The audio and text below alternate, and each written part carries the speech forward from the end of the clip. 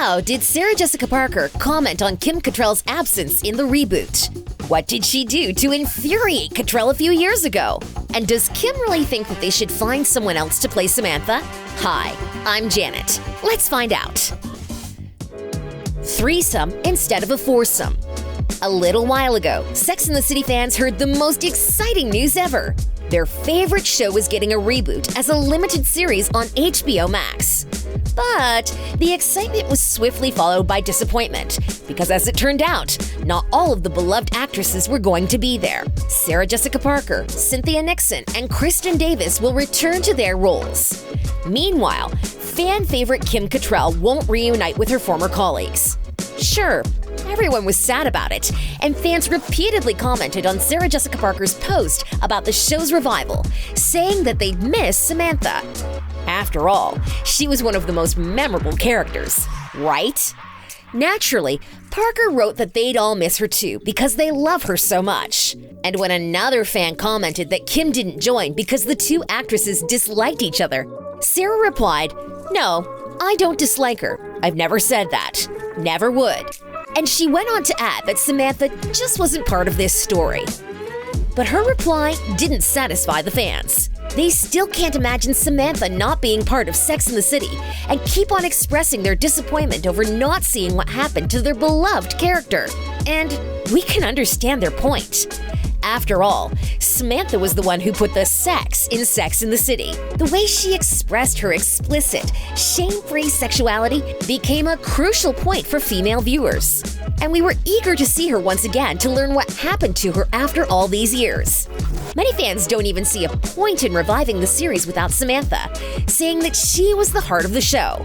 They even compared it to doing a Spice Girls reunion without Posh, or reviving Destiny's Child without Beyoncé. Even Variety wrote that the revival won't have the pulse of enthusiastic sexual energy that made for some of the original series' best moments. People also pleaded with the showrunners to at least explain Samantha's absence in the reboot and address what happened to her. But certainly, no one wants to find out that she died or something. One of the fans even suggested giving Cattrall her own spin-off show called Sex and the Other City, set in London. Quite an excellent idea, right? But I'm not sure they're going to take this on. First of all, because Kim herself doesn't want to come back to her old role. We'll tell you more about her motivation why.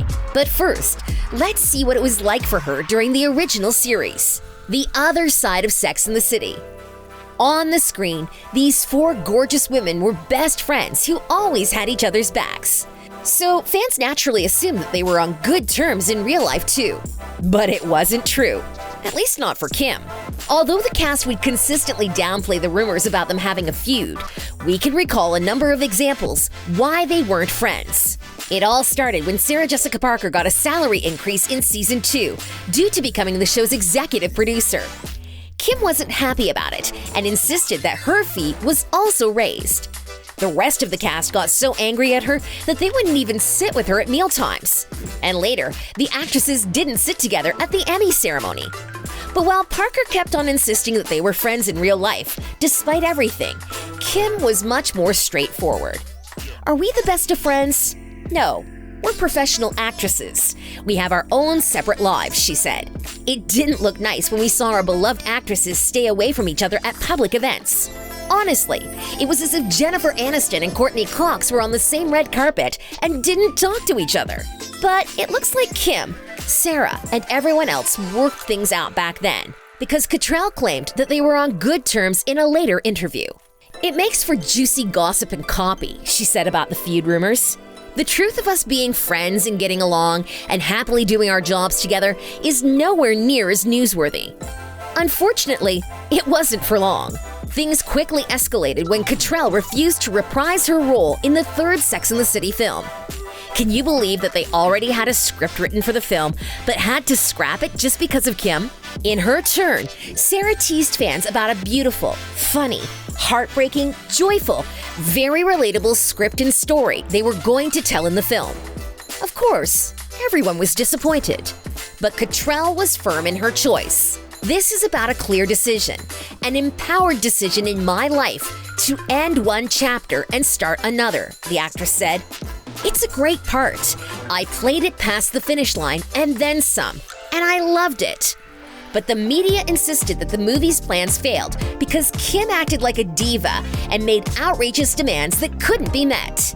The actress replied to the rumor that the only demand she made was to not be in the third film. And at the same time, Cattrall revealed once again that she had never been friends with Parker. "I think she could have been nicer," she said about her former colleague. "I really think she could have been nicer. I don't know what her issue is." Harsh.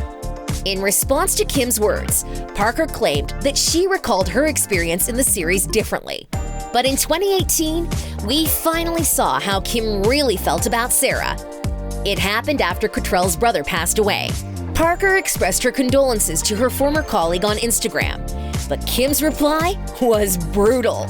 "I don't need your love or support at this tragic time," the actress wrote, and added, "Your continuous reaching out is a painful reminder of how cruel you really were then and now." Then she stated that they weren't friends or family and demanded that Sarah stop trying to look like a nice girl. Well, if all the previous examples showed that Kim and Sarah weren't besties, this instance revealed that they literally hated each other. But that wasn't the only reason why Cattrall refused to be in the upcoming limited series. Let's see how she commented on the absence in her own words.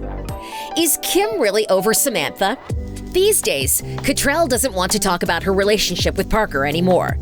Everything is on Google, so I encourage you to Google it about anything I've ever said, she told the Los Angeles Times last year, and added that she doesn't have regrets about anything.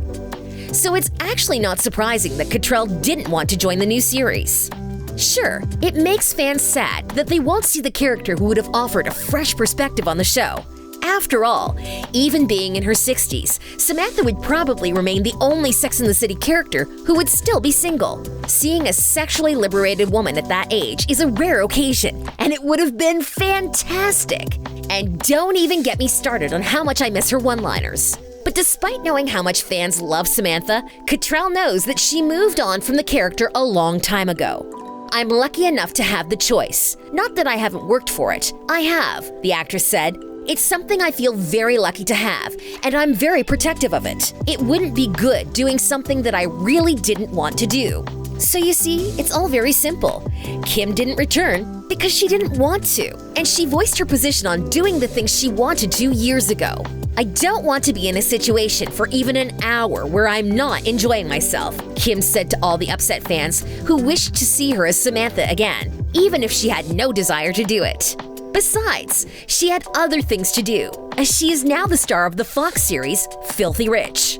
And Kim also thinks that if everyone loves Samantha so much, the best decision is to find another actress to play the character. Maybe they could make it an African-American Samantha Jones, or a Hispanic Samantha Jones, Cattrall once suggested. What do you think about that suggestion? Well, even Sarah Jessica Parker spoke about finding someone else to play Samantha and jokingly offered the part to Ellen DeGeneres. When Cattrall learned about it, she said that Ellen would be fabulous, but she'd prefer Oprah. "Oprah was always my first," the actress tweeted at the time. But then there are goddesses, Tiffany Haddish or Sofia Vergara. So many fabulous actresses to choose from that will make Samantha their own. Do you think that it's a good idea to replace Cattrall in the reboot? Anyway, let's wait and see what Sex and the City will look like without Kim. Production of the new limited series is planned to begin in spring, so more updates are yet to come. What do you think about Sex and the City without Samantha? If you liked this video, you'll definitely be interested in learning more hidden behind-the-scenes details from the set of Sex and the City. It'll blow your mind. Thanks for watching.